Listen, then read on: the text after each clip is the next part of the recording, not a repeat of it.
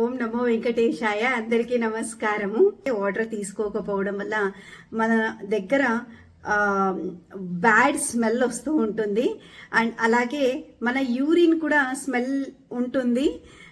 And colour కూడా మారుతుంది అనమాట. యూరిన్ పోసే కలర్ కూడా మారుతుంది. ఎల్లో, ఆల్మోస్ట్ రెడ్ అలా. అండ్ ఆ టింజ్ ఆరెంజ్, ఎల్లో ఎక్కువగా కాన్సన్ట్రేటెడ్ గా, స్వెట్టింగ్ రాకపోవడము, అలసట ఉండడం, ఎనర్జీ లెవెల్స్ తక్కువగా ఉండడము, స్కిన్ చేంజ్ అవ్వడము, రింకల్స్, సాగింగ్, డైజెస్టివ్ ఇష్యూస్ ఉండడం, ఎక్కువగా పాసు మజిల్ క్రామ్స్ ఉంటుంది, నీరసంగా ఉండడము.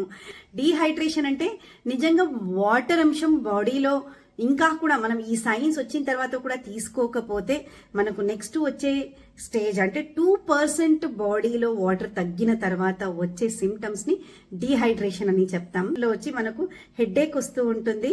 అండ్ ఫెటిగబిలిటీ, తొందరగా నీరసంగా అనిపిస్తూ ఉంటుంది. గుండె ఎక్కువగా కొట్టుకోవడం, కళ్ళు తిరుగుతూ ఉన్నట్టు గిడ్డి ఉంటుంది.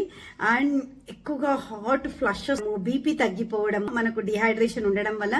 సో ఈ సిమ్టమ్స్ ఏదైనా మీకు సమ్మర్ లో ఎక్కువగా అనిపిస్తూ ఉంది, స్పెషల్లీ బయటికి వెళ్ళేసి వచ్చినప్పుడు అని అంటే ఖచ్చితంగా అది వాటర్ అంశమే అయి ఉంటుంది. సో వాటర్ అంశం బాడీలో పెంచుకోవడం వల్ల మనకు ఈ సిమ్టమ్స్ తగ్గుతాయి. సో మనం కమ్మింగ్ వీడియోలో ఈ వాటర్ అనేది మనం ఎలా తీసుకోవాలి అనే దాని గురించి కూడా మాట్లాడుకుందాము.